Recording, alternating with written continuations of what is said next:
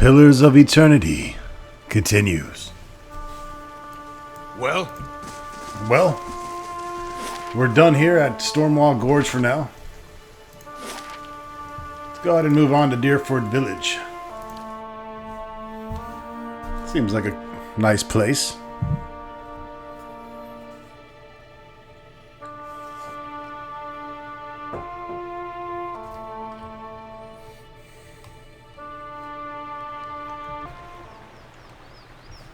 Hireling payday, total wages paid. Do you still have family living in the Dyrwood, there?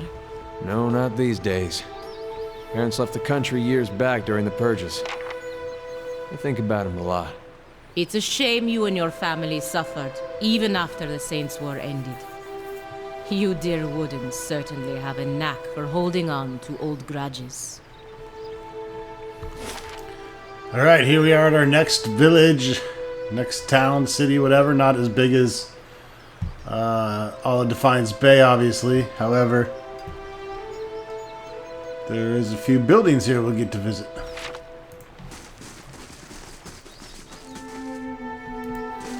How long do we gotta stand out here?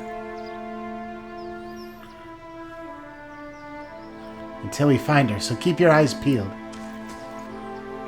An elf idles by the road, watching the village across the river. He nods at your approach, and the cowled figure standing near him falls silent. Hello. Greetings, friend. A slow smile forms as he eyes you. If I'm not mistaken, you and I share a common acquaintance in House Domino. Indeed! I mean, perhaps. I mean, what is it to you? He winks, discreet. I can see why our mutual friends trust you. I'm here on a little errand. There's a thief hiding out in the village, an Orlin named Nefri. She took something that belongs to the Dominos. I want to find her and get it back. What did she take? Doesn't matter. A tight-lipped sort like you should know how this works. Yeah, but I'm also curious. How do I figure into this? Simple. All you need to do is find her and lure her out of hiding. My friends and I will take care of the rest. I could draw her out. She won't know you. It'll be simple. What did she do exactly? She stole from our friends the Dominos, and they can't let her get away with something like that. How do you do? Alright, we're looking for Nefri, the thief. Now, since we're working for House Domino, we pretty much have to appease them. That's our evil faction.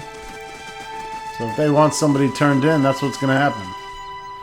Looks like we have some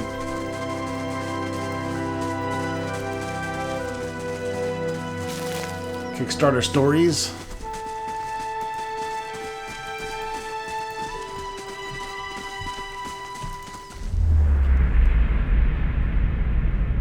Rearnew Halzexury. You see this woman lounging on a large divan. She takes dates from an ornate glass bowl and stuffs them absent-mindedly into her mouth while she stares out the window. She's unkempt, half-dressed, and occasionally yawns, seeming bored with her surroundings. Her room shares the same unkempt look, as if it hasn't been cleaned in weeks. A layer of dust covers everything, clothes and partially eaten food litter the floor, and the furniture is in need of upkeep and repair. A knock comes from the door to her chamber, and she lets out a quiet grunt, ignoring it. She grabs another handful of dates and starts throwing them in the air, one at a time, attempting to catch them in her mouth. She frequently misses, the dates bouncing to the floor, forming a makeshift ring around the divan. The knock comes again, and she jumps, missing yet another date, which hits her on the forehead before rolling away. She grunts and looks at the door, exhaling sharply through her nose. A muffled and distant yell comes from somewhere outside the room. She rolls over on her side, facing away from the door, and pulls the pillow over her head, trying to drown out the noise. She lies there for several minutes, eyes closing as she slips into a sleep.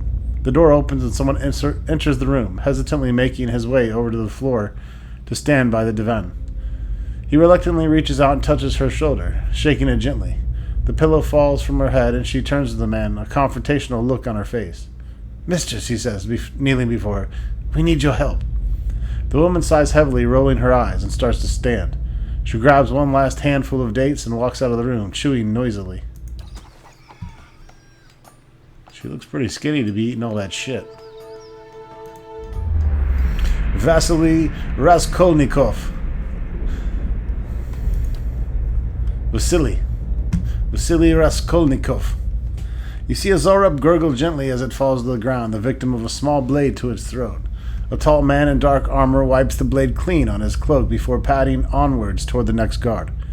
Another flash and the second Zorup is down, and the next, and the next. Finally a scout spots him and raises a shout. Between one step and another, the man smoothly deposits the knife in his boot and draws 2 longswords, decapitating the closest Zorup in the process. He makes no sound but the sleek whistle of his blades as they pass through the monster after monster, before one lodges in the skull of one particularly hard-headed specimen. Unable to break it free, he discards his other sword and reaches for his spellbook. A cone of flames erupts from his hand, boiling the skin of 3 agonized Zorups nearby and causing the remaining to scatter. The air shakes and spikes of rock begin to pierce the surface as a nearby Zorup high priest attacks. A moment too late, as the bespelled man moves unnaturally quick from the ground to ground, attacking the remaining Zorups with sword and spell.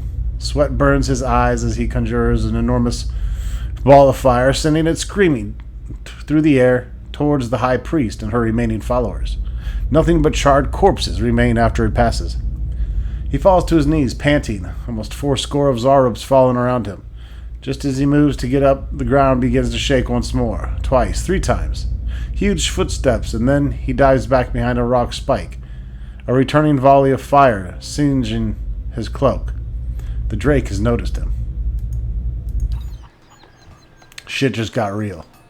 And we have Artaven Selwintis. You see a fallen log lying on the moss-covered ground. The surrounding woods are quiet, everything calm and undisturbed. A small bird lands on one end of the log, warming itself in the sun. This man emerges from the trees, moving quickly but not quite running. He places each foot with deliberate precision, making almost no noise. He jumps, landing on a log, and runs along its length. Only when he reaches the end does the bird take flight, startled, as if it didn't realize he was there. He jumps down from the log, landing next to the tree with a small branch jutting from it, just about waist level. He grabs the branch and pulls himself forward, giving him a short-lived burst of speed. He's coming to the edge of the forest, and the buildings can now be seen through the trees. Sounds of life make their way through the airs and to his ears. He leans forward, running to push his way through the tree line and into the road beyond. He pulls himself up short and looks around, breathing heavily from the exertion. He doesn't seem to find what he's looking for and takes a place leaning on a nearby building. Several minutes pass and he smiles, pushing himself off the wall and walking out to meet a figure running up the road, breathing heavily and shaking his head. He informs the figure that he's going to have to try harder if there's any chance of beating him. He puts an arm around the other man's shoulder, reminds him that there was an ale at stake, and says it's time to pay up. Well? Story time!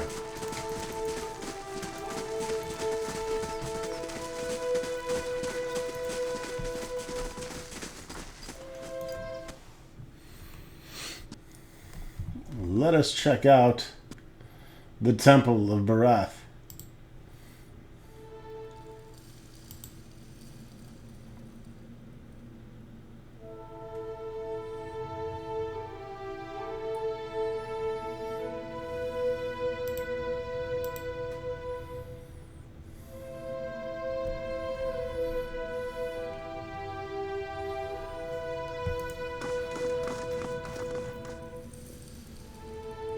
Selby and Harbinger Beodomar.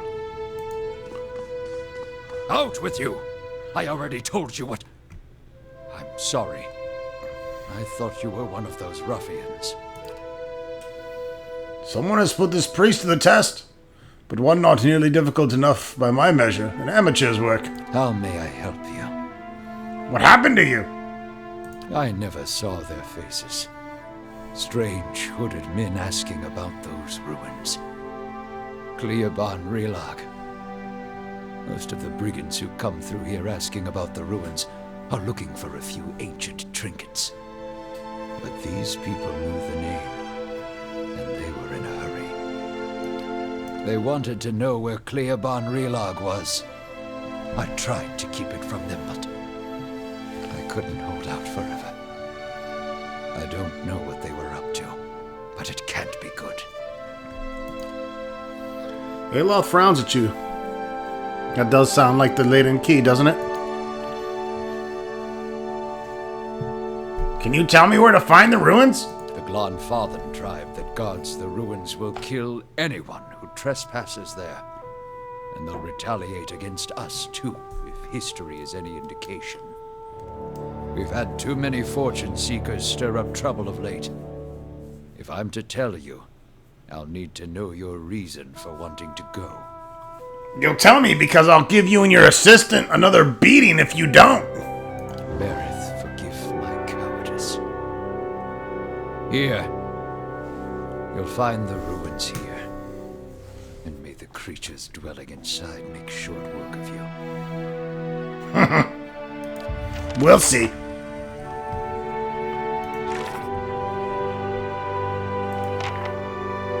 Cleobon Relag. Bealdmar showed me where to find Cleobon Relag, but he warned me to steer clear of the Glanfathan tribes guarding the ruin.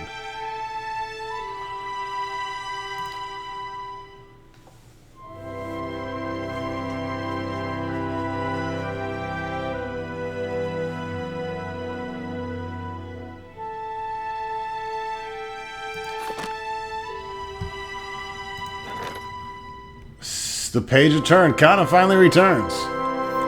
A series of murders has shocked and terrorized the scribes of White Rock Isle. Sequestered in their island monastery in the Boot of Andra, they have had little success reaching out to the mainland for help.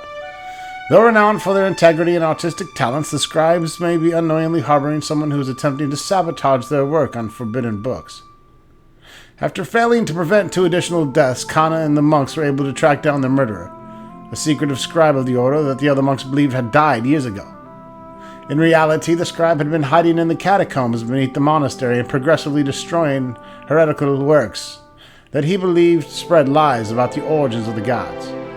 When the monks started to catch on, he killed anyone who raised suspicion. Rather than face punishment, the scribe leapt from the highest tower of the monastery to his death.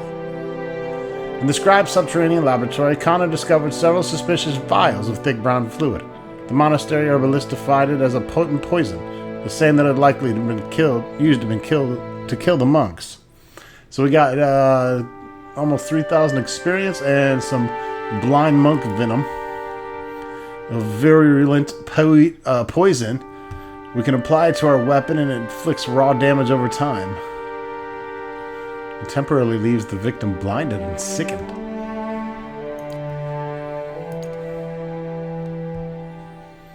Cool.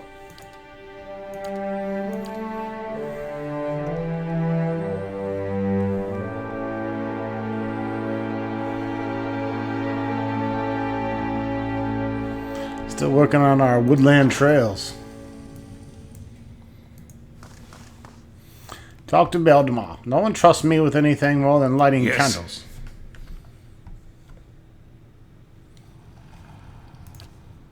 Indeed.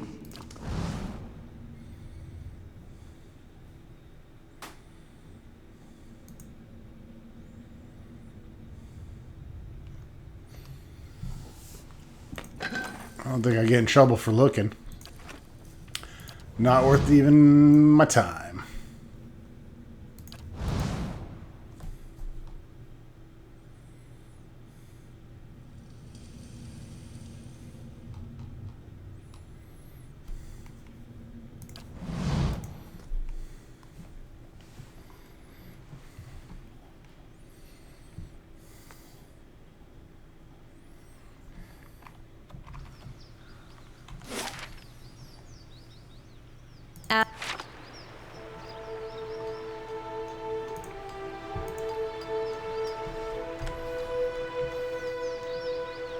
Like to consider my words carefully.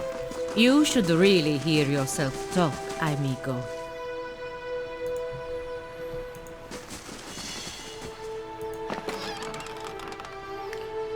Some rope and a grappling hook and some sveff.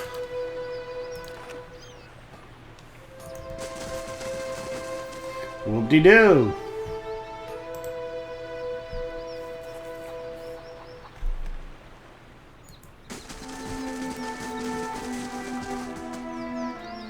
Hold, Lord Nestor Harond has need of your aid. Good day, stranger.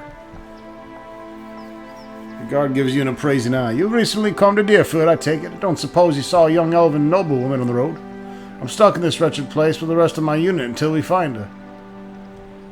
Who is she? Lady Iris. He bites his lip. She's the daughter of Lord Nestor Herond, and she's gone missing. He sighs. Perhaps you could go speak with Lord Herond at the inn. He'd be grateful for your assistance, and could be the villagers will open up to you more than they have to us. Well?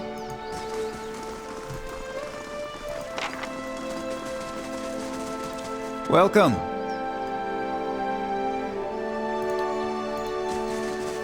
Getting all kinds of questicles.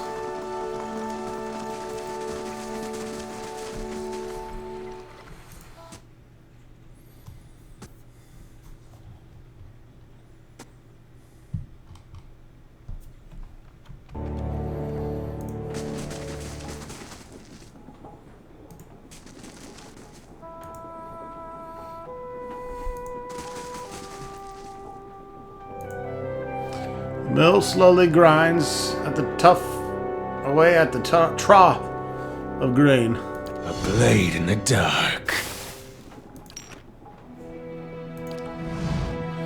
Man, these secrets suck in this game. Lame as hell. I mean, we gotta be like halfway through the game or close, so we're still getting peridot. Should be getting like, I don't know, something better.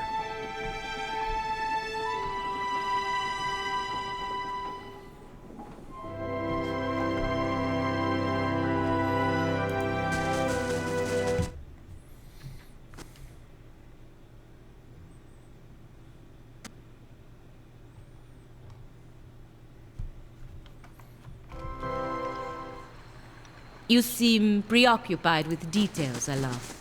Almost consumed by them, I'd say. Once you've seen a colleague misuse Archimede's capricious hex, you learn an appreciation for details. This sounds like wizard talk, so I'll just take your word for it.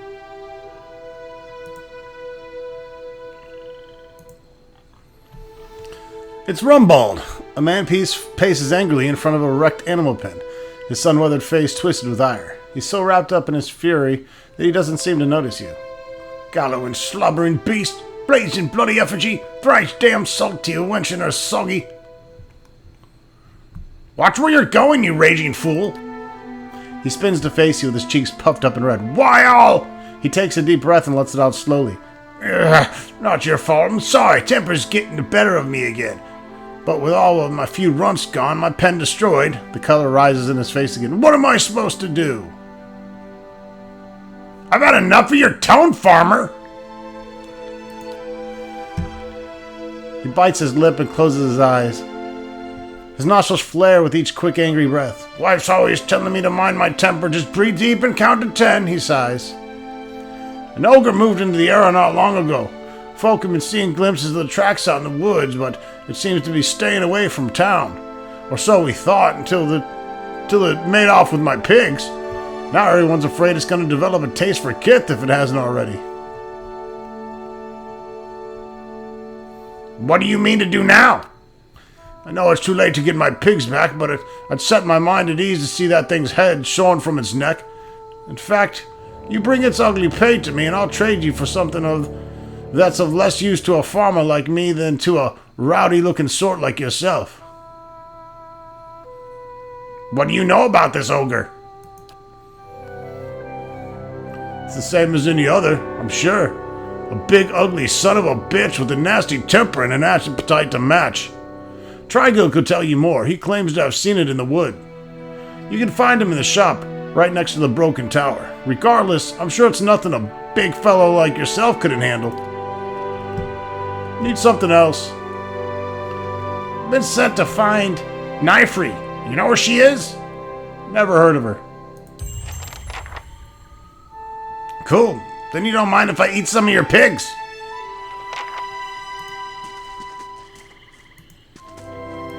I want a pig companion, goddammit. Speaking of which, time to swap out the pup.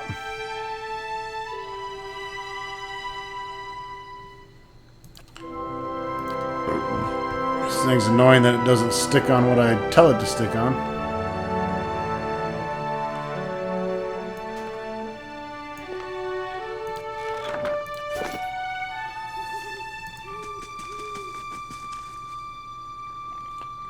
Rumbulb.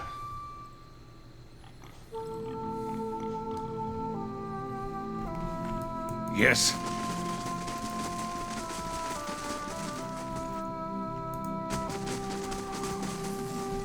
You must have seen something. We've already told you, we haven't stopped peeking in our windows.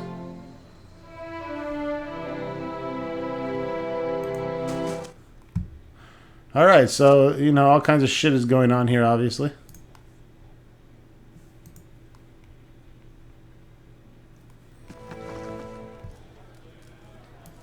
Well?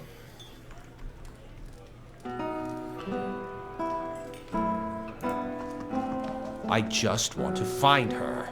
Surely even you can understand that. A redhead stands by the fire, turning her lute and plucking its strings. She hums snatches of a melody as she goes. First time at the Jocko Gin. Normally I'd have a song ready, but I haven't quite worked out this tune yet. I'm writing some chants about the founding of this inn. Say, you're interested in a story? I haven't finished the chants, but I could tell you all the same. Sure! Pelagina rolls her golden eyes and exhales for an excessively long time through her nose. It was built in the time of Hadrit's rebellion. An Adirian lady, Fairnoon, once had to keep here. One of the towers still stands, but the rest is said to be buried under the village. Anyway, she stuck to the side of the Empire, and the contingent of Duke Hadrit's knights, while the Crucible helped the farmers and colonists in the area turn her keep to rubble. This inn was the first building that sprang up from the ruin, built with some of the same bricks the colonists had pilled from the Lady Fairnoon's castle, they say. Supposedly the quarterstaff of her chief wizard even got lost in the construction, mortared into a wall or nailed into a floorboard. Anyway, the inn was supposed to be a haven and a meeting place while the locals built their new town. I take it something went wrong. Deerwoodens are an ornery lot, and the more these new neighbors met, the more they argued. They realized they didn't agree on much beside ousting the old lord. The biggest divide was over the Glenfathens and their nearby ruins. Hadrit's knights and their supporters wanted to keep peace, but a group of misfits with the more anarchic leanings that had formed in town wanted to go after the tribes the same way they had gone after their lord. Soon the villagers were fighting with each other, as much as with the Adurians. In the end, memories of the Broken Stone War and the War of Black Trees was fresh enough that the Duke's soldiers won the day. Most of the other villagers came around eventually, but some of the core troublemakers left to join the front lines of the War of Defiance, and others, I've heard, found their way into the Guided Compass, the most forward-looking of the Glenfathen tribes. I don't know if I believe that part myself, but it makes a good story. She points to the east wall. There's a portrait of one of the chief rabble-rousers and his rival in the peacekeeping faction. Someone's idea of a joke. I don't think they were particularly amused. Tell me more about the Broken Stone War. It was the first major conflict between the original Adirian settlers and the Glenfathens. Happened 3 years into the colonization when some farmers knocked over an Adir menhir. That was part of the Egwethan ruin. The war didn't last long, but it spread quickly and claimed thousands. In the early weeks, most of the colonists didn't even realize there was a war going on until the Glenfathen raiders hit their village. There had been small, spontaneous skirmishes between the colonists and the locals before then, but this was organized, and it was the start of decades of violence between the colonists and Glenfathens. As you can see, there was full history, even in the little villages like this. Tell me about this War of Black Trees! It started back in the colonial days, almost 30 years after the Broken Stone War. Even though isolated conflicts still broke out between the settlements, both sides had officially agreed to peace. Edring Hadrit, Adam's father, was Gref at the time. As part of the peace negotiations, he'd signed treaties prohibiting Adirian colonists from looting Egwethian ruins. However, he'd been unable to outlaw the use of captured Glenfathens as slaves. What's a Gref? A Gref is a governor of a colony and is subservient to the Adirian emperor. The early leaders of the Adir colony in Dyrwood, including Edring and Adameth Hedret, were Grefs. At the start of the War of Defiance, Adameth Hedret declared himself Duke as an independent of Dyrwood rather than a Gref of the emperor's colony. It was the same term used for the leaders of the newly independent Valian republics. Anyway, we haven't had a Gref since. I see. Kind of. Not a big word for Luglug. Indeed, the taking of Glanfather's slaves had continued to be a source of conflict.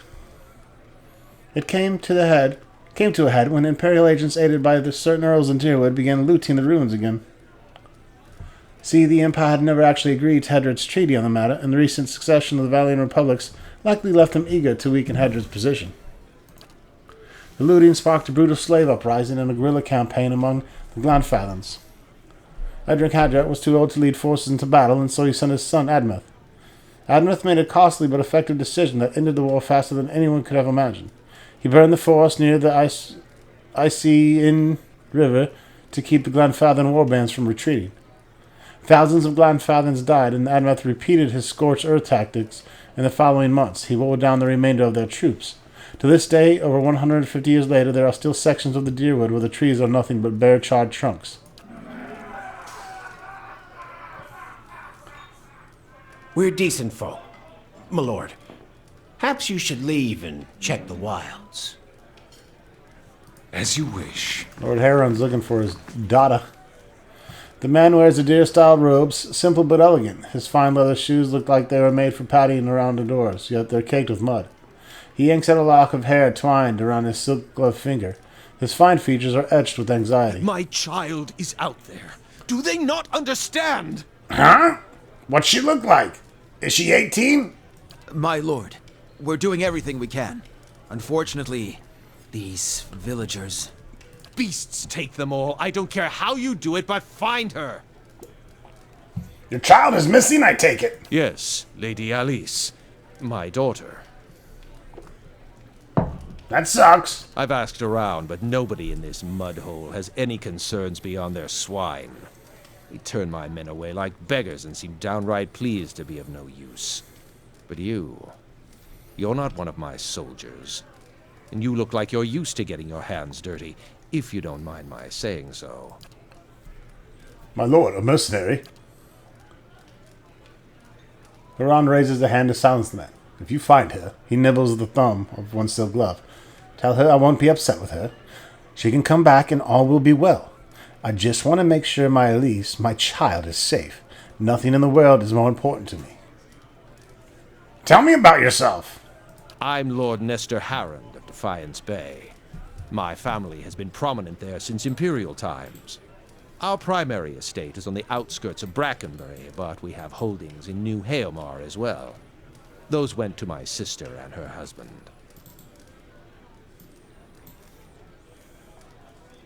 I heard you arguing with the innkeeper. A petty, small-minded man, just like the rest of them around here. I've been paying him an honest fee for board and bed, and yet he can't be bothered to stir himself to concern for my Alice. Actually, he seemed angry at you. People from these backwater villages take offense for sport. You have to but show up with a full coin purse, and they'll hear insult in the jingle of your step. They forget that Duke Hadret came from the privileged classes, as did all of the other earls and lords who financed the rebellion they're so proud of.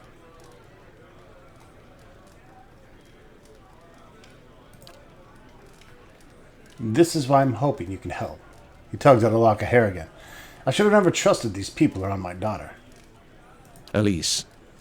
Of course. Describe her!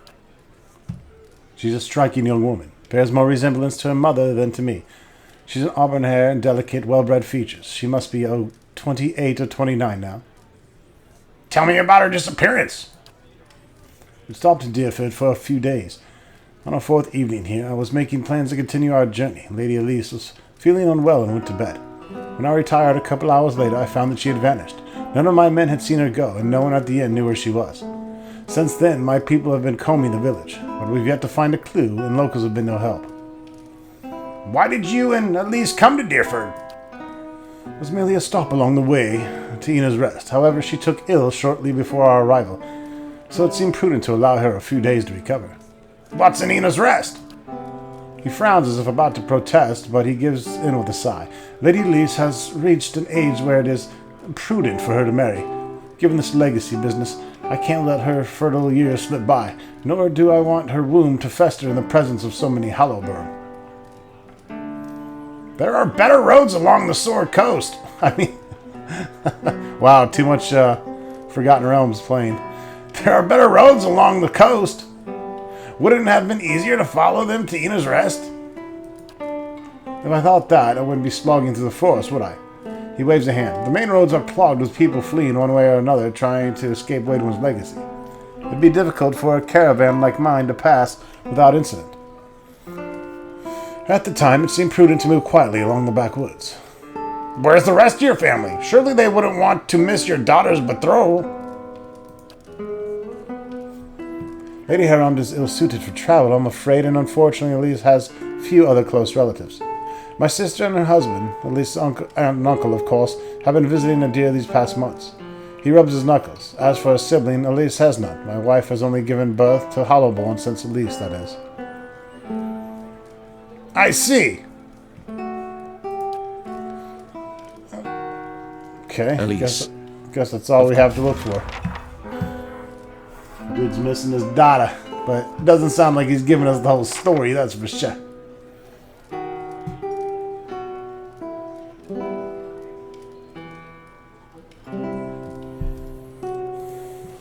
Well met, friend. The innkeeper digs inside a mug with a dirty rag. His eyes under his thick brows are tired but watchful. He gives you a quick nod as you approach the bar. Don't see many travelers these days. Something I can do for you. What was your exchange with that nobleman about? He looks up from polishing the tankard and glowers at the lord. Folk round here, decent. They mind their own business. You want to stick your nose in it, go talk to him yourself. Tell me about Lord Heron's daughter. He frowns and shrugs. His lordship says she up and went missing the other day. He wipes the tankard with a ragged towel, twisting it with the swift jerking motions. I don't know any more than that. However, this lord and bastards handle their affairs ain't no business of mine. Perhaps you could make it your business. I'll go with my perception. You look agitated. Something about this doesn't sit right with you, does it? He slams the clean tankard on the bar. Damn right it doesn't. That lord saunters in here like he's cut from cleaner cloth than the rest of us, and yet... Look, I don't want no trouble from you or him or anybody else. I'm just waiting for him to tire of my ale and leave so things can get back to normal around here. So I don't have the benevolence, the resolve, or the honesty to do anything good here.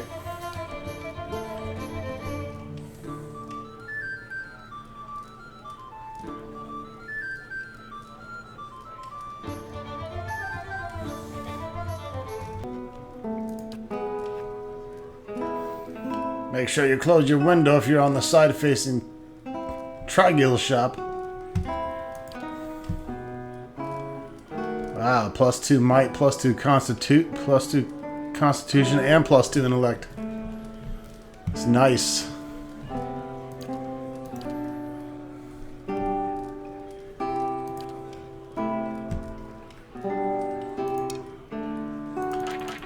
Let's lighten the load.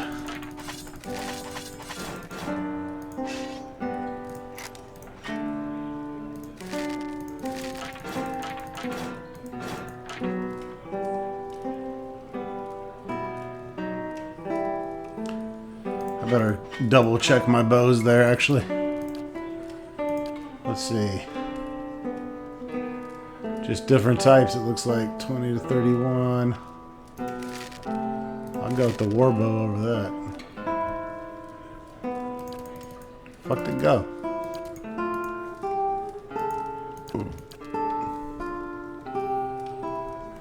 Whatever.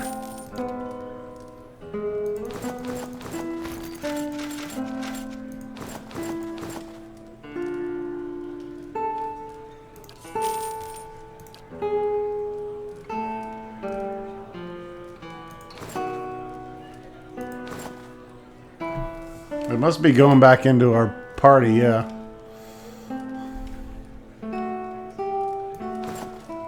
I'll say.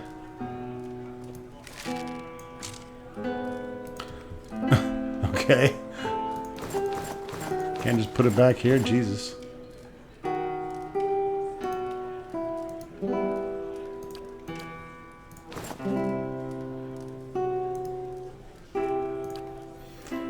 We like fancy hats. Don't we, lads?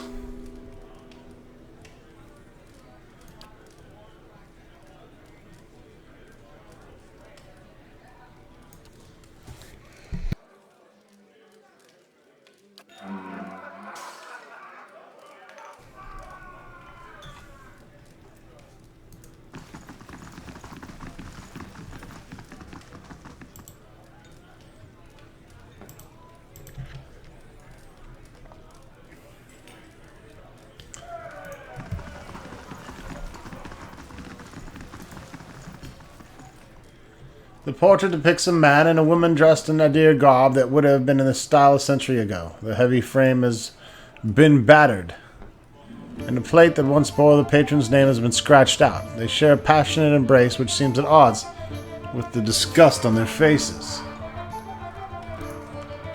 This table has been scarred and stained from decades of use.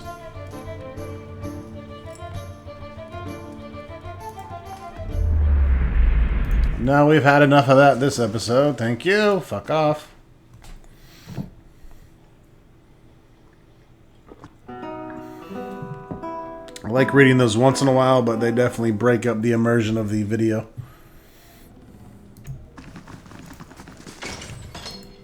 What do you suppose that bally thing is? I don't know, but my buddy Aloth is finding stuff right off the bat now. I don't even have to go into search mode. I think this is the staff that Bard was telling us about downstairs. This staff is topped by an emerald green orb between two wing-like protrusions. The long slender stave is banded and reinforced with gold casings.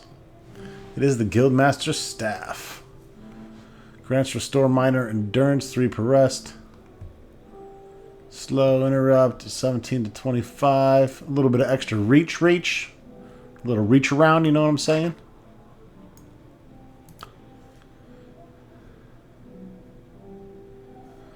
I kind of still like the Mason shield combo for Durance.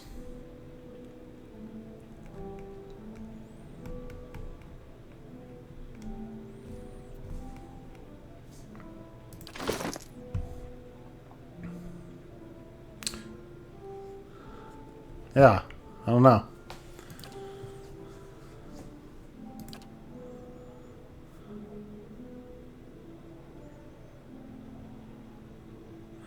These both do the same damage. Oh, we'll leave them out.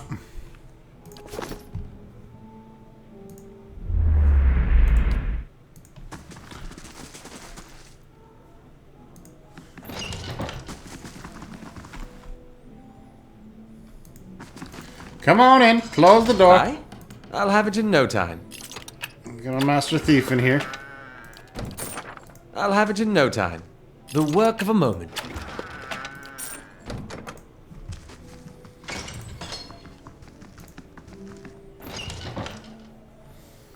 The Orlin hovers by the window, peering out of it every few seconds. As you enter the room, she watches you carefully, her hand hovering over her stiletto. She cranes her head to peer behind you. Anyone follow you? Who sent you? What are you talking about? The man leaning against the wall glances out the door and nods to the Orlin. The hand over her weapon relaxes, but she's still watching you closely. Some old friends from Defiance Bay are looking for me. We're not exactly friends anymore, if you catch my drift. I'm just trying to lie low and mind my own business, know what I mean? Boss. The Almua looks at the Orlin and jerks his head at you. All right. She raises a hand to the Almua before turning back to you. My friend here thinks that you can maybe help us out. Now, I'm sure you're a busy man, so I'll make it worth your time. She flips you a few coins. 125 to be exact. Just go and take a look around town, come back and let me know if the coast is clear, or if you see any suspicious figures.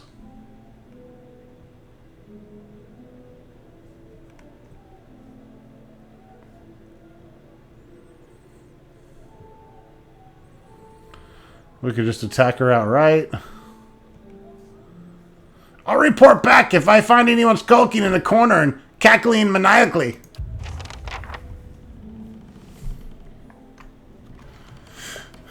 Now, in order to do this quest any other way but straight up attacking her, as far as an evil resolution, you have to have a very high resolve, which, unfortunately, Luglug does not Yes. have. If Luglug had a higher resolve, you can kind of trick her into going back to Murdith.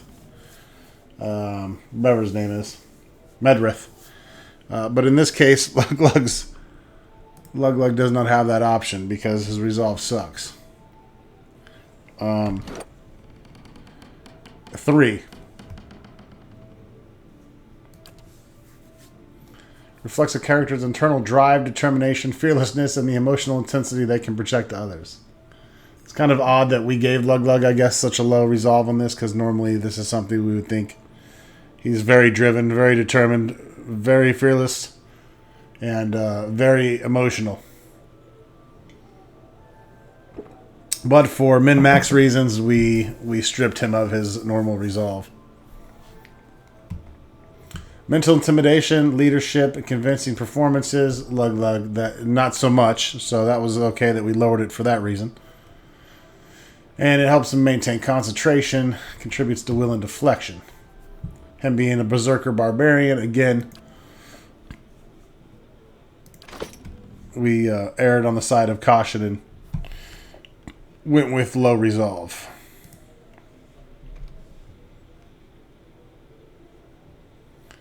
She's got quite a bit of people in here, so I'm just going to throw a fireball in the room and see how this goes. I'd actually like them all to come out.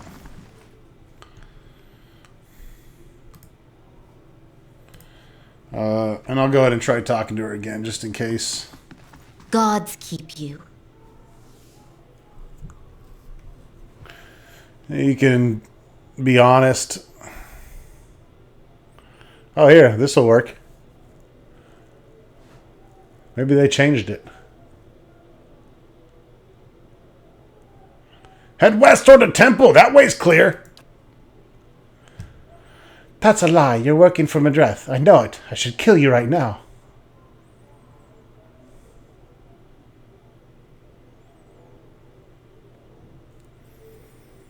If you think I'm lying, go the other way. You can probably stay ahead of him if you leave now. You're right. She jerks her head at the other hooded figures. Let's get out of here. See if you can send him the other way. That should buy me some more time. Oh, I was hoping that she was going to walk out of the room.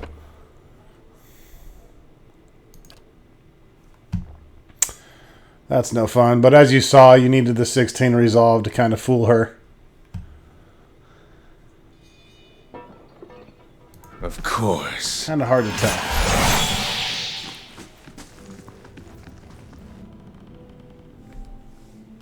Aye?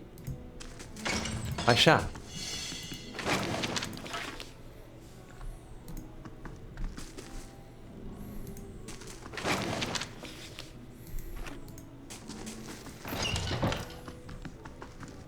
I'll see what I can do.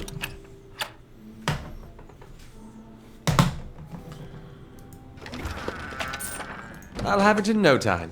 The work of a moment.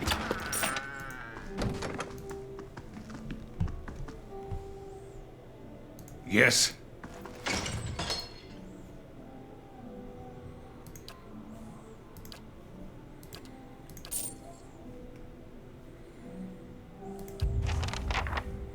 As you wish. I'm ready.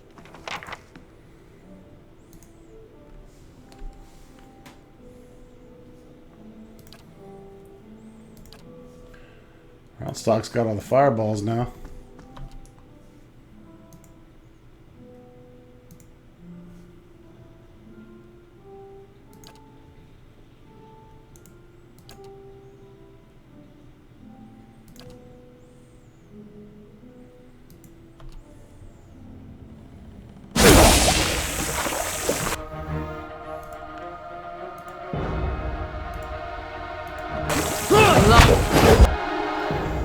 Yeah, let's try to get him stuck in that noxious burst.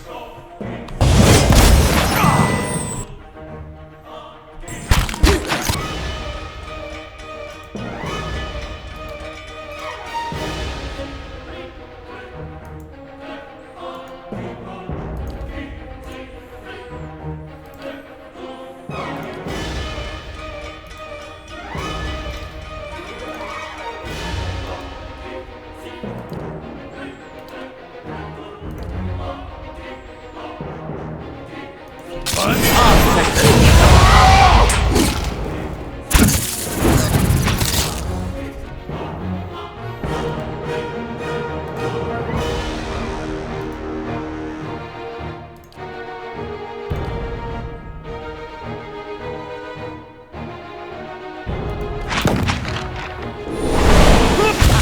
dead.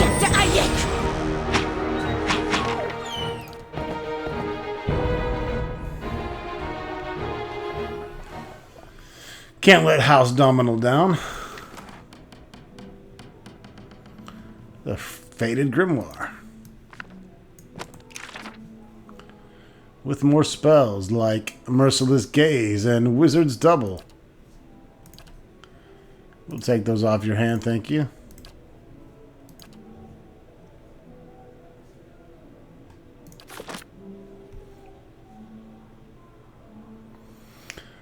Good old Arquebus.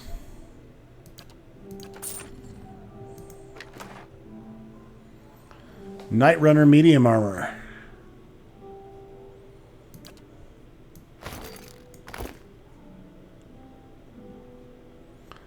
Some fine shit.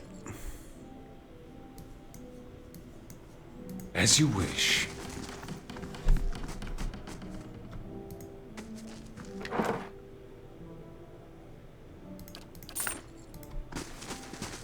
Well? The painting depicts a forested ravine somewhere in the living lands.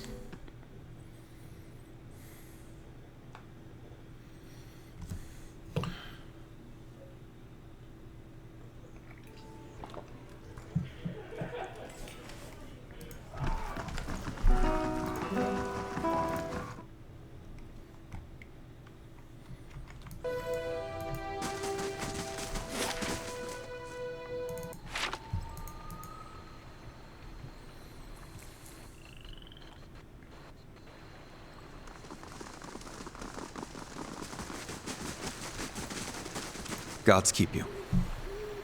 Actually, I already found her. She's dead. He blinks. In that case, you have continued gratitude of House Domino. He fishes a coin pouch out of his cloak, as well as a continued support. And you have my thanks for getting me out of this mud hole even sooner. Farewell.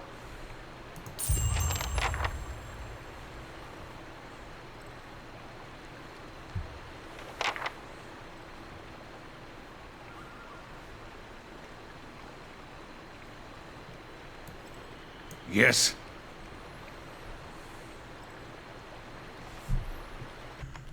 All right. One quest down.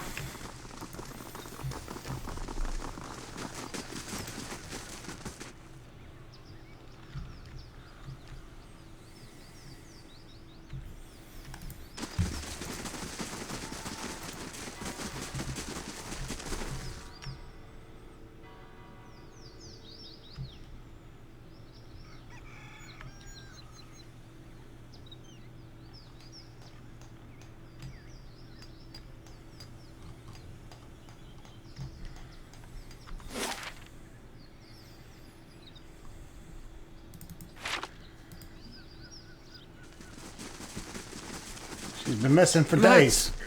Fragrant.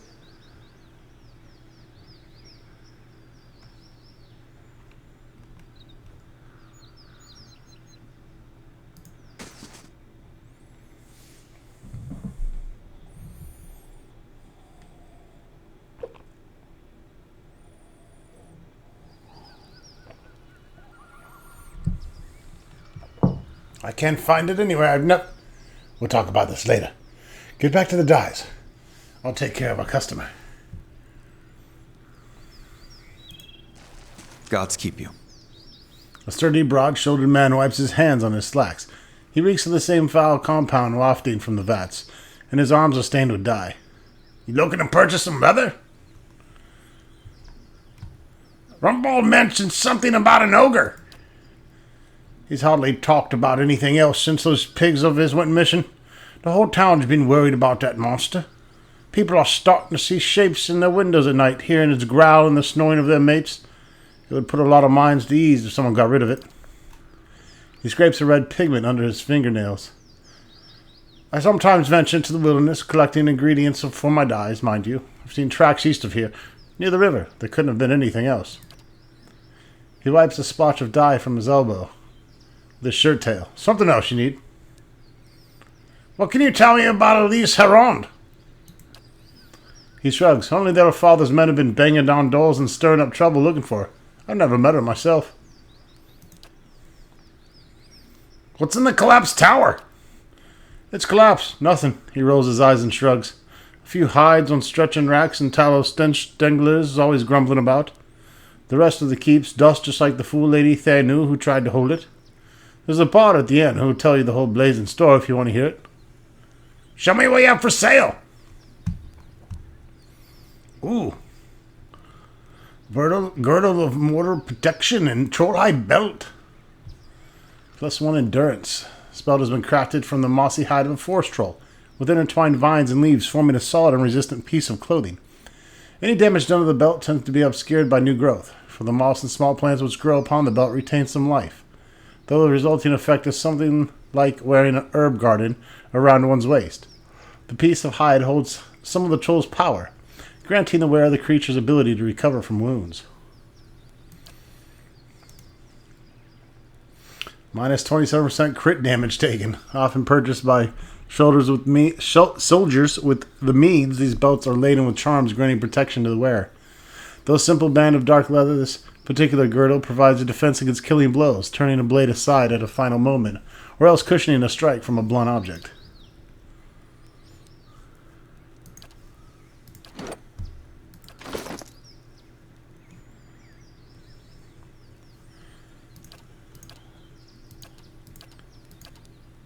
We're not doing so bad in the belt situation, however, we could get 2 belts just to have 2 belts.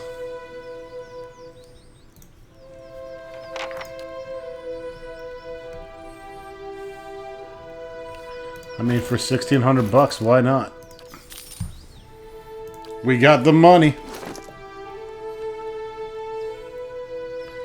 And probably good on our priest to protect him from mortal danger. And there you go, Aloth.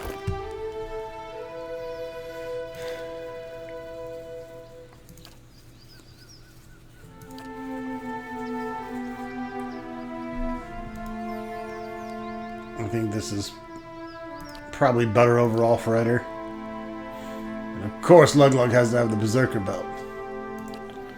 +20 frenzy duration. Hi? You don't mind if I open this door then, do you?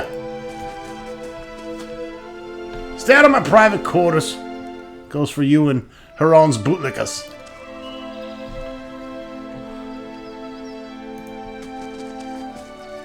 Dyes fill the wooden vats. They smell of dung and plant matter.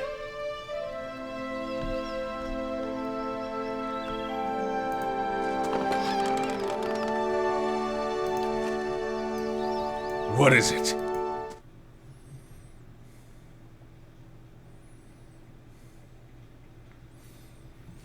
We'll finish exploring the town. Next time we get the chance, I'm buying you a pint. That means a lot, Adair. Oh, do you want one too? Sorry, I meant for Isselmere. I'll get you one too. Potions for sale. Potions and... Oh! And Dina's apothecary. Good day to you. A young woman leans against a wagon. One arm and one side of her face are covered in bandages with raw, rippled flesh showing underneath. A minty, tangy scent wafts from her dressing. She smiles painfully. Just ventured out into town. About to try out some of my stocks, but you're welcome to have a look-see. How'd you get burned? She turns her face to the ground. By the flame, how bad does it look? Terrible, I know it. I'm surprised you'd go out in public like that.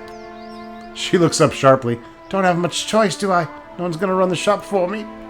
I've been keeping an eye on a drake's nest east of town at Dyrford Crossing. The beast stayed just long enough to lay a clutch and move it on. Thank the Sky Mother it wasn't a full-grown dragon. She looks at her bandaged arms and grimaces. Fresh eggs are much more useful than the ones that get passed between merchants or left in nest for weeks or more.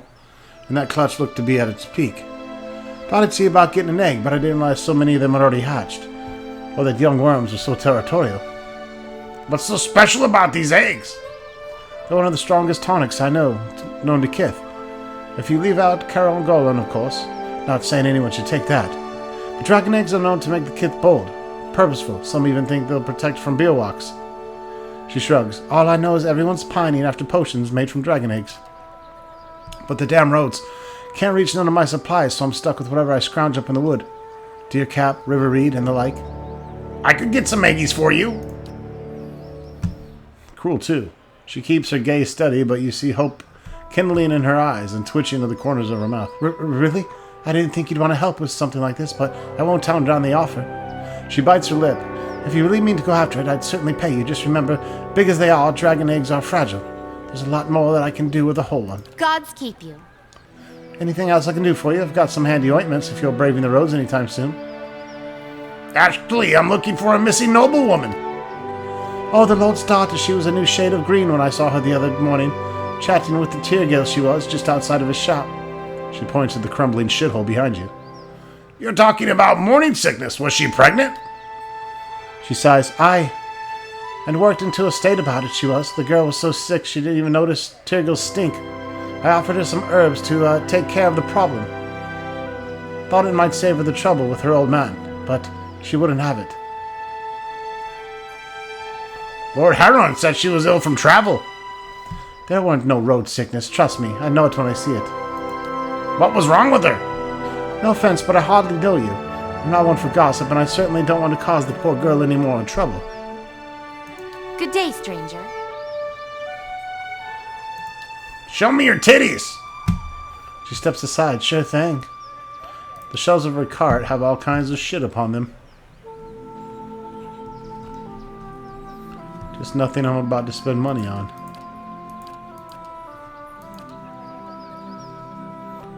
Retrain, damn. It's a level thing.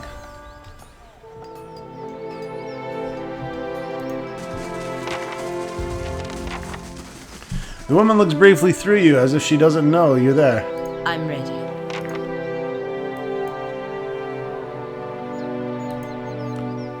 It is the Cipher NPC of the game, Grieving Mother. This middle-aged peasant woman is dressed in brown leather cloth, draped down to her knees. Her hands are working at separating stringy, colorless vegetables in a pile before her, stripping the heads off of the long, fibrous stems with a paring knife. She discards the stems one by one, placing the heads of the vegetables into a small cradle-like basket in front of her. She doesn't greet you as you approach. You're not even sure she knows you're there. Excuse me! The woman doesn't respond. She keeps stripping the heads from the vegetables with a steady rhythm. She may be deaf. There's no indication she heard you. I'll study the bitch! At first glance, she seems nothing more than a middle-aged woman, unremarkable, maybe less stern than most, who seems more focused on weaving in her lap than her surroundings. Yet you suddenly notice she's not stripping the vegetables before her any longer. She's weaving. The vegetable pots are now missing. She still pays you no mind, her brown locks torn and snagged from the lack of washing, like many of the townfolk you've seen. There's a strange blur to her. Even the motions of her hands seem to be playing with threads that lack color, in a shape that lacks interest. It may be that she is half-minded or deaf, but something feels wrong. As you watch her knitting, it takes on an odd cadence, and you have a terrible suspicion that something lurks beneath what your eyes are showing you. I focus. Her brown hair is long, almost impossibly to the length of her hands. As you follow the stream of her locks downwards, the hair becomes long and black, splitting off into threads of black and silver and wrapping around her hands. She is forming a soul cradle with the threads, braiding a net in front of you, each finger long and sharp like a series of knitting needles, almost hypnotic. The silver and black strands of her hair weave together, with silver predominating as a highlight, the black shadowing it. And suddenly you are calm. You are on a plateau almost the height of a tower, several stories high. The plateau is a table lying beneath a clear sky. And beneath the plateau, surrounding it in all directions, a forest hazy with mist, although whether it is actual mist or distance or recollection.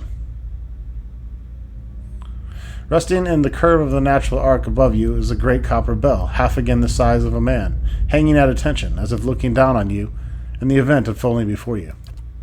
The plateau is soaked in the sun, and the rock beneath you is rough and warm. The sky forms a cradle around you. You feel different, not disembodied, but you feel your body, your physical contours have changed along with your surroundings. And you hear a soft series of chimes, like wind chimes. At the sound of the scene gains color and texture, as if the sound is beckoning you gently forth, filling your senses and thoughts, like mist rolling softly into the sealed chamber. And the chimes coax you deeper into the memory, and you're certain it is a memory of a warm one. You are on the stone of a plateau, your knees on the warm texture of the ground, silver, white, shimmering like Adra. The plateau is formed of it, glistening in the sun. You can feel the heat on your skin, your wrists, and your hands are in motion. Weaving not thread, but gathering tenderly, moving along the first movements of brass wheel. Your hands are wet. Your hands are upon the flesh of a newborn child, and you can feel the crowning of a tiny head. Turning in your grip, its head slick, wet from the womb. The hands you are wearing, evidence you've done this many times, and they are practiced and confident. And you can feel the distant pains in your own head.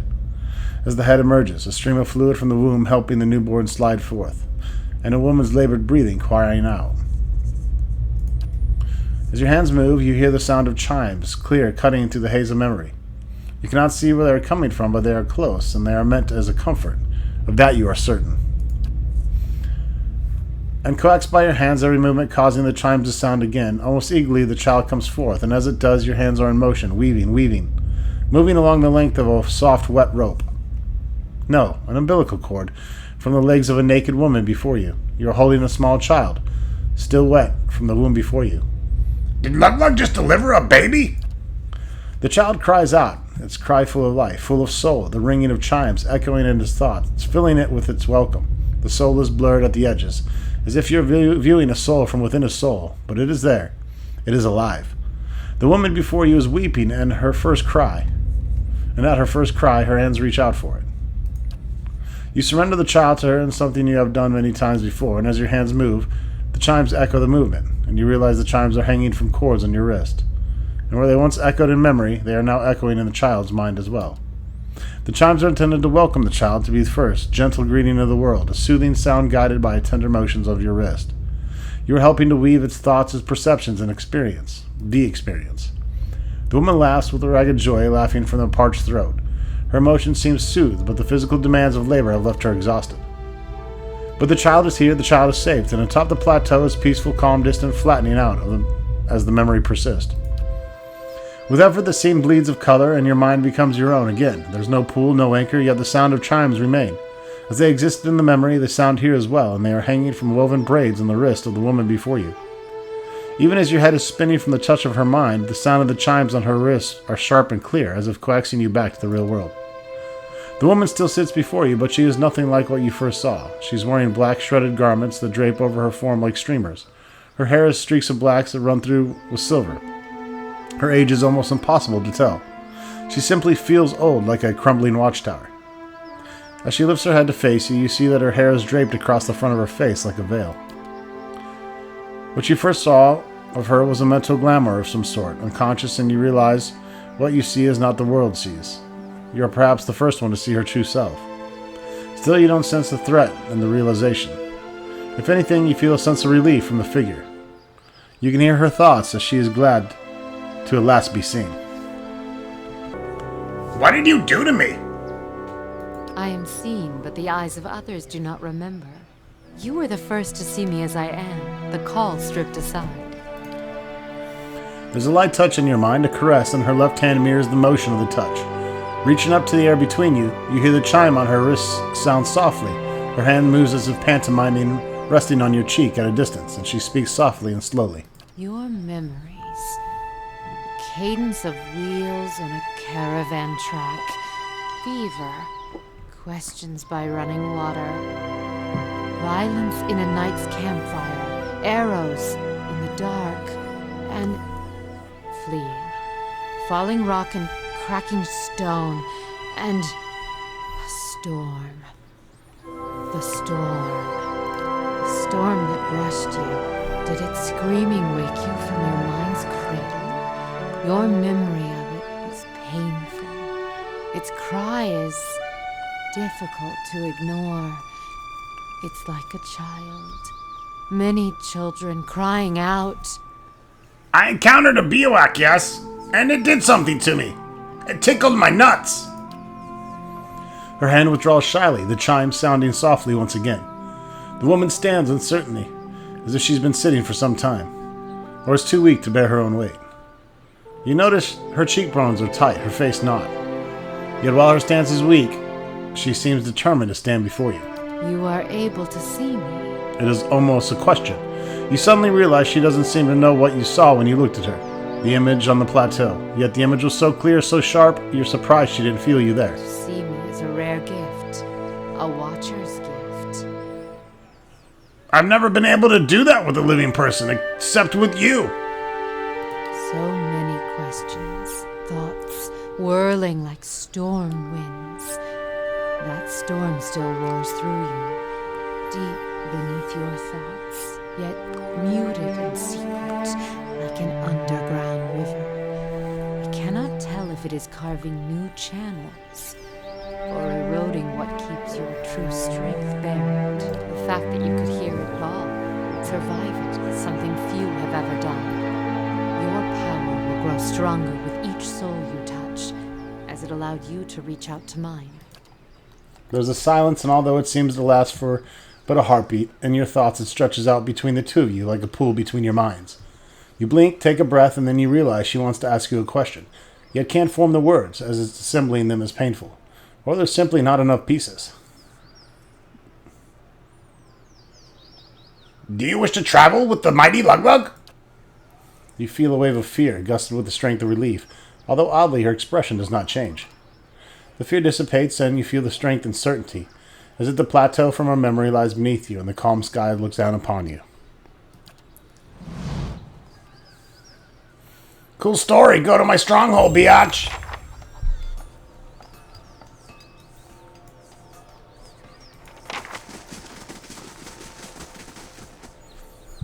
Not taking along any extra companions until we get some of the stories done on these. I'm only really interested in doing a few. Don't know if we'll have enough time to do everybody. Everyone might not be here at the end.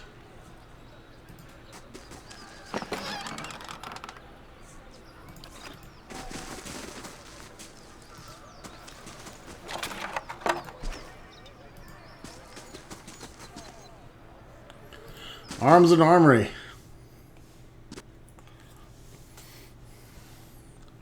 Our favorite place.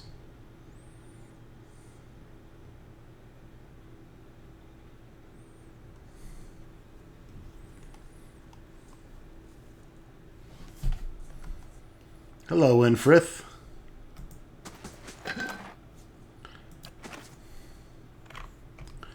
Guys like keeping random shit around. Good day, stranger. A portly, smiling man stands behind a warped wooden counter, polishing a buckler. He looks up. Haven't seen you before. Always glad to see a new face in town. Company's good for business and chat is good for the soul. That's what I always say. Anyhow, what can I do for you?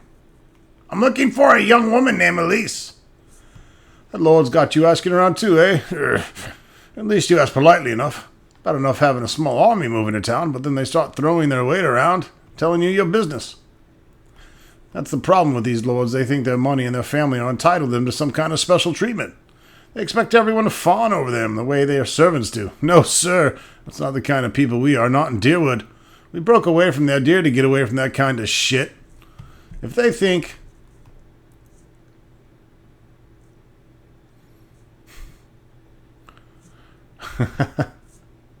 Find the point before I lose my temper. He points at you, his head shaking with excitement and emotion. There! That's the kind of attitude I'm talking about. You stroll into this village, no respect for other people. You just expect them to jump on your command because you say so. Well, like I told you and like I told those soldiers, that's not how we do things out here. The last man who tried to boss us around was an emperor, and we told him to go fuck himself, if you'll pardon the expression. How about you shut your old mouth and show me what you have for sale? Dick. Alright, folks, that wraps it up for this episode. I'm going to go ahead and cut the camera, and when we come back, we'll take a look at these awesome weapons and armor.